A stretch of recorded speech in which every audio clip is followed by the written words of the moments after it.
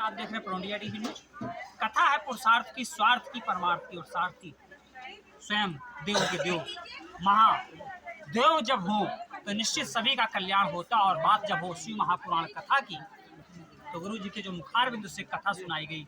और आज कथा में हम सभी लोगों ने शिव विवाह का भी आनंद लिया कि किस तरह से शिव जी की बारात निकलती है, भगवान शिव का किस तरह से श्रृंगार होता है और शिव की बारात में देवी देवता गण भूत पिचास सभी किस तरह से बारात में जाते हैं।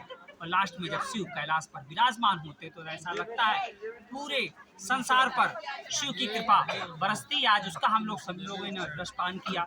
गुरु जी के मुखार बिंदु से जो कथा है उस कथा के बारे में भी थोड़ा सा जानना चाहेंगे और गुरु जी का परिचय भी जानना चाहेंगे। हरि शरणम, हर हर महादेव। सभी को आशीर्वाद, सभी को शुभ आशीर्वाद। बाबा भोलेनाथ की कृपा सदैव बनी रहे। सरकार इस दास को दीपक कृष्ण दास कहते हैं।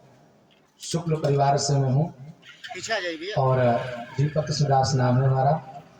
श्री राम वृंदावन निर्मोही अखाड़ा गुरुआश्रम से जुड़ा हुआ हूँ। बाबा भोलेनाथ की कृपा, राघवेंद्र सरकार की कृपा है, उन्हीं के चरणों की कृपा है जो इस व्यास आसन पर बैठ करके अपनी वाणी को पवित्र करता हूँ। ये हमारे लिए परम सौभाग्य की बात है कि भगवान की कथा हमारे मुखार बिंदु से निकलती है, समस्त भक्तों को जनमानस को पवित्र करती है।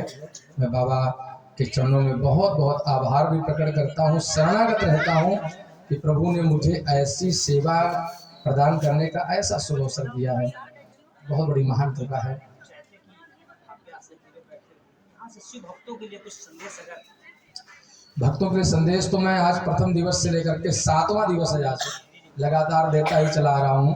शिव भक्ति के विषय में हमने बहुत कुछ जो पुराण के अंतर्गत ज्ञान है वो मैंने बताया दिया शिव महापुराण के अंतर्गत। और जो भक्त हमारे कथा सुने हैं, श्रवण किए, रसपान किए हैं और इस चैनल के माध्यम से भी आप वीडियो दर्शन कर रहे हैं, आप सभी लोग हमारा आजकल लाइव चलता ही चलता है तो यूट्यूब पर चैनल भी रहता है हमारे नाम से, दीपक कृष्णदास जी महाराज के नाम से।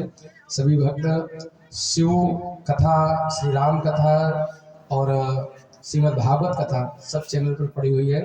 सभी लोग सुने, श्रवण करें, रसपान करें और अपने जीवन को धन्य बनाएं। भगवान भोलेनाथ की कथा के विषय हमने बहुत कुछ बताया है कि बाबा की पूजा कैसे करनी चाहिए, बाबा का वंदन वंदन कैसे करना चाहिए, बाबा भोलेनाथ के मंदिर में जब जाते हैं तो शिवलिंग को जल कैसे चढ़ाना चाहिए, ये भी हमने शिव कथा में बताया है। क्योंकि भक्त लोग जाते हैं और उल्टे सीधे बस पूजा करके चले जाते हैं, जिसका फल उन्हें नहीं मिलता है और बाद में रोते हैं, महाराज जी हमारे जीवन में तो कुछ सुधार ही नहीं आ रहा है, कोई परिवर्तन ही नहीं हो रहा है।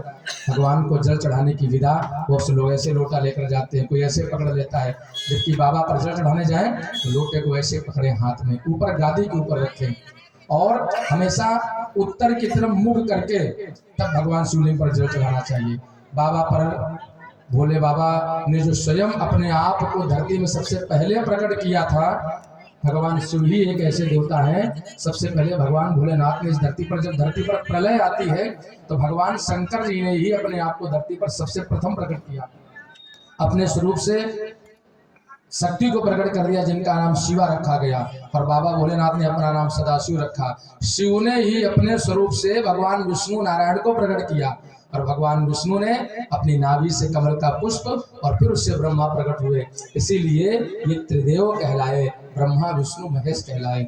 इन तीनों देवताओं की कृपा जो भी प्राप्त करता है तो इस जन्म में और जब उसकी मृत्यु होती है तो उस इलोक से लेकर के परलोक में वो सिधार जाता है और भगवान की कृपा को प्राप्त करता हुआ मोक्षगामी बनता है, उसे मोक्ष की प्राप्ति होती है। फिर पुनरपि जन्मम पुनरपि मरणम पुनरपि जननी जठरे शयनम।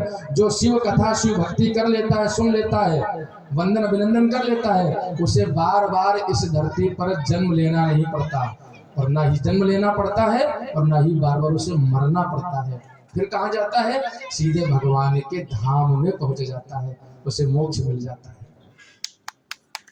जो कथा का अमृतपान हमारे हृदय में जब हो जाता है तो निश्चित हमें इस संसार से मुक्ति मिलती है और शिव धाम की प्राप्ति होती। गुरु जी ने बताया इसी तरह की कथाओं का आप अपने हृदय में रसपान करते रहें, बने रहें प्रोंडिया टीवी न्यूज के साथ।